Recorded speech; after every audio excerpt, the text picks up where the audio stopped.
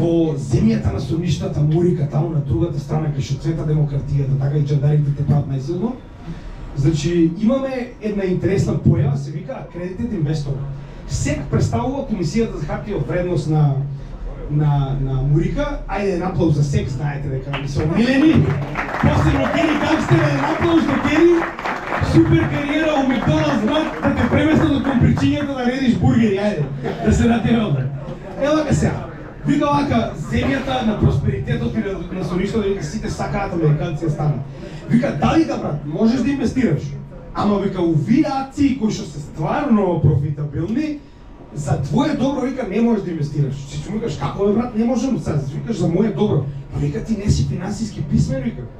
Вика за да биде, пази сега како се смета дали си финансиски писмен. Вика ако имаш повеќе од $200,000 во последните 2 години приход, или ако сте пар, $300,000 во последните 2 години, или пак ако имаш повеќе од $1 милион во недвижности, во така, во капитал, тогаш си вика финансиски писмен. Ако ги немаш, вика ти си не си писмен доволно и вика ние ќе те заштитиме тебе да не инвестираш во вашето профитабилно. Затоа што може голем ризикот, па случајно може да станеш милионер. Тоа не можеме ние да го дозволиме, се разбереме. Значи, само во Америка сега постои ваков закон во кој што тоа што е најпрофитабилно ти ставаат забрана и викаат ова дозволуваме да го инвестираат само луѓе кои што се финансиски писмени. Финансиски писмени или онаа пратеничка со 6 станови, така како беше. Тоа прилика финансиска писменост, прилика како би изгледал. Ама не се секирате, тоа го спремаат и за Европа. Немој да се секирате. Значи моментално има предлог закони во Гејропа, се извинувам погрешно, Гејропа. Се моли жири да ми донесеш една чаша вода. Кај да е. Значи вика, не може само Америка, а имаме вика проблем ние тука вика и со гејропејци, нема вика многу се писмени. После пари да прават, значи научија што се прави на Уол Стрит, така. Значи тоа е една работа која што постојано луѓе ја забораваат. Ние живееме во ера во која што секој од нас може да биде дел од Уол Стрит. Вие не треба да живеете таму. Само треба да бидете доволно писмени да знаете што тие морони прават и да го правите истото. Денеска ви е дозволено, имате се што ви е потребно за тоа да го правите. Разликата е во тоа што се вика што се научи овие, чекај. Не си вика доволно финансиски писмен. И се знаеш како, кога ќе напумпат, да речем, акција, сега знаете како е просперирано, како изгледа тоа. Пример, разбирате дека Google Alphabet инвестира во некоја майнинг фирма за нешто многу потенцијално, така? И вие знаете, сте виделе дека Google инвестира во оваа компанија, така? И се најдено што случи, си кажеш, чека, Google инвестира, значи ја треба да инвестирам. И они ти кажат, не, вика, оваа компанија е премногу мала, вика. Не. И сега компанијава расте над 2 трилиони и они ти кажат, сега ако сакаш можеш да купиш. Сега ти како вика тоа у крипто, излезе капитал. Значи чекаат да порасте кога веќе нели големи играчи го направиле профитот, сега вика за обичниве луѓе, пошто сега е безбедно, сега може да инвестира. И сега кога ставно спорнели за тоа дали е безбедно да биде под ваше старателство, делот со недвижноста која што го разговара, така. Значи идејата е дека на крајот од денот не можеш се да обезбедиш, така. Тебе ти треба приватна агенција за да обезбедиш 10 станови, 10 куќи кои ќе им поседиш, така. Зашо не ти треба? Зашо не ти треба? Значи никако осигурување не ти треба. Еве, единствен начин за кој што може потенцијално тебе да ти го земат криптото е да најдат фразата, така. А сите знаеме дека фразата е скриена у најдебелиот јорган, у дупчето, у тој шкафот што е најздола, така. Значи никој не може да го најде тоа, дури да се туди.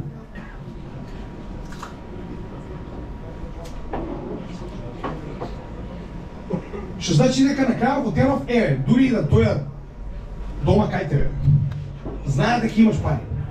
Ти и да се спасиш не можеш да им го дадеш, се разбираме? Посебно ако не ти е тука ливчето, се разбираме? Како ќе им го дадеш крипто? И ти кажат, дечко готово, толку е. Или криптото или крај. Ти викаш, брат, фразата не е тука. Значи у друга куќа ми. Нема толку е. Што значи дека и да сакаш некојаш да се спасиш, нема да можеш да ги дадеш овие, така? Значи стварно станува збор за нешто што е крајно безбедно. Разликата е од тоа што дали имаш $10 или $10 милиарди на леџер, никој не може да ги земе освен ти со таа фраза. Се разбираме? Значи не постои нешто по-безбедно. Како да ви обяснам? По-безбедно е евентуално сефов за злато во Америка што има во војната база. Друго нема победено. Сега колку е лесно да го ликвидирате, така? Значи кога имаш капитално добро, поентата на капиталното добро што е? Не е само да го чуваш, кај тој ден ти треба, значи треба нели да го искористиш, така? Се сеќавате со ќупчето, така? Ајде ќе го ископаш, кај ќе го продаеш. Кога ќе дојдеш со ќупче злато, кога ќе те погледнат вака. Брат, каде ти го? Кој ти го даде, така? Значи што станува збор за акции. Ти вика се е супер, ама вика акцијава што си ја купил од Токио, вика работи само у овој период берзата, што значи ако не си ја продал понеделник до петок у толку време, здраве брат утре. Ама викенд е па понеделник брат. Тоа кога на тој администрација која беа, вика испланата се шиша, вика ќе дојде сега почекајмо. Ќе си завршиш работа, не се секирам. Па така оприлика со акциите, се е супер вика, ама од понеделник до петок од 9 до 5. А сабота и недела, брат, обмори се, уживај. Ама вика, брат, идно ми треба пари, операција треба, не знам, крвар. Понеделник, брат, тоа е. Кога станува збор за злато, знаете и сами, дека на крајот од денот за мали количини злато не е проблем. Така. Значи, може да се продаде на крајот од денот. Проблемот со количината на злато кога е мала е, дали сте вие сигурни дека добивате соодветна пара за тоа? Така. Значи, вие може моментално да видите на берза дека се продава, не знам, $2 по унца, така. Одите кај Златоров и вика, не, брат, 1500. Ама брат на берза, оди на берзата, брат. Ајде продава злато на берзата. Епа не можеш, зашто ти не е во дигитална форма, така. Што значи дека единствен начин за ликвидност на злато е директно продажба. Во која што поголем дел од времето вие сте тешко ограбени. Тешко ограбени. Сега, во останатите верзии можеш да купиш во ред, да, еве на пример имаш доста места кај што е American, Hartford, whatever. Значи по сите вие места можеш да купиш или го пратат дома, се разбираме. Проблемот е кога ти треба да го пратиш. Еве од Велес, сакаш да пратиш некој булион на пример на AP Max, така. Ти вика, да, ама брат, у пошта кој ќе отидеш, ти викаш, што сакаш да пратиш злато? Појма нема, брат, прв па случува. Ти вика, човиш у Скопје, у не знам, FedEx, у тоа, ама не у тој локал, не, само тој у аеродром, у тој прима само таков тип на работа. Ми разбирате поента? Многу ликвидно. Господ дека ти напомош ако треба, пајде нешто ако крвариш. Кога станува збор за ликвидирање на недвижност, мислам дека слика кажува се. Ајде и да најдеш купувач, така?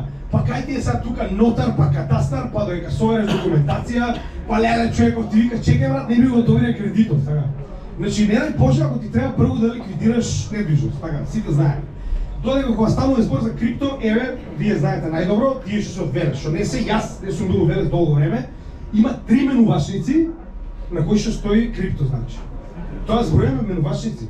Кај ти е тука дебитна, секој од вас верувам дека има дебитна картичка од менувачница, од што и да е, кај да ти треба идеш си плаќаш директно со крипто, или по уши појако, јас значи никогаш нема да заборавам како функционираше крипто пазарот во Македонија од 2017 година.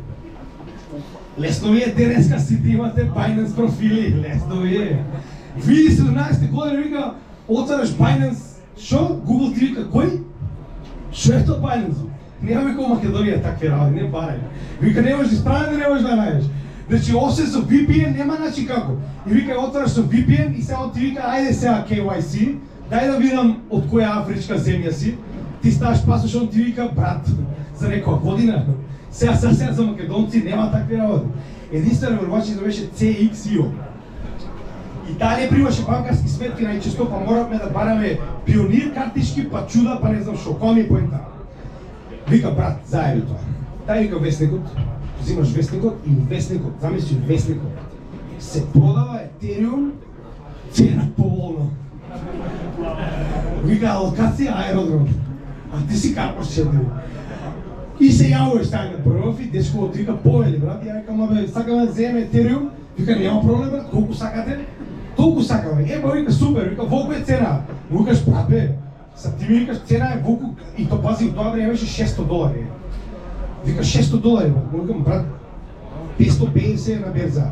Те разбирам брат, вика во Македонија си купиш од берза да ми вика, така.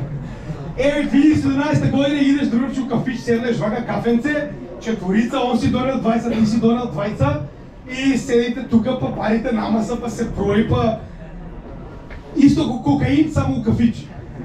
Така. Значи помина доста време од тоа, така. Сега веќе секој од вас може на било која берза, било каде да купи, така.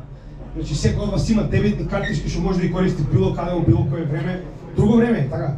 Од друга страна, сакам да си купам кола, дечко вика ја продам кола, му викам, платам 3 етериум, он ти вика, супер брат, уред. Трансакција на лице место, одиш, заверуваш, тоа е тоа. Така. Сакам да кажам, од денешно време нема нешто поликвидно од крипто. Луѓето се сомнителни, знаете зошто?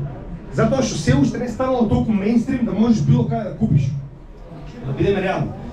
Но во Македонија, во Малта, одиш и во продавница, сакаш си купиш кола и ти вика крипто или... Значи, одмah те прашам крипто или... Имам другар, че сега живее у Дубај, се знаеме доста. Школска да него е тука, да поздравам.